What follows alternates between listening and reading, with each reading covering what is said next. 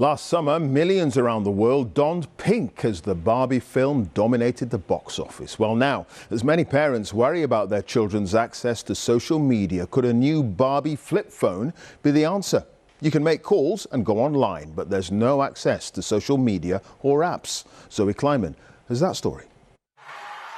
Barbie, the 65-year-old brand which was given a new lease of life last summer when the star-studded film hit cinemas, is back again. Hi, Barbie. This time, it's in the form of a flip phone made by the mobile phone company HMD, the same budget brand behind Nokia.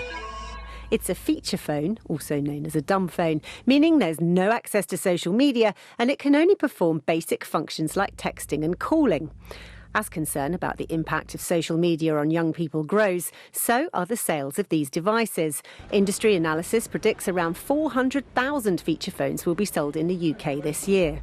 HMD hopes gadgets like this might prove popular with parents who only want their children to have phones so they can keep in touch.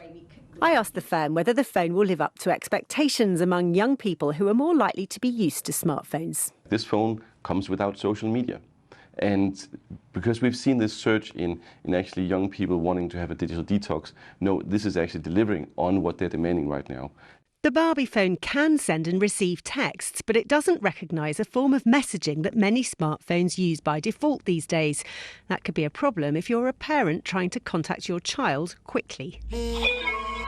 Earlier this week, EE, one of the UK's largest mobile networks, said that children under 11 should not be given smartphones.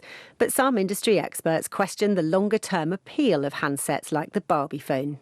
The grim reality is when I talk to people who've got smartphones and explain to them the implications of giving up their smartphone for something much more basic, it's a pretty tough sell.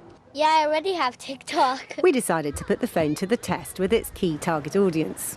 So I'd like if there was things like Google and you could take pictures and more games. I probably wouldn't use a phone like that because it doesn't have all the apps that I usually like to use. In terms of introducing children to using a phone with restricted kind of access to social media, I'll get on board with that. HMD is also working with parents to design a completely new device that's child-friendly, but perhaps a bit smarter than the Barbie handset. For now, though, texting and calling will have to be enough. Zoe Kleiman, BBC News.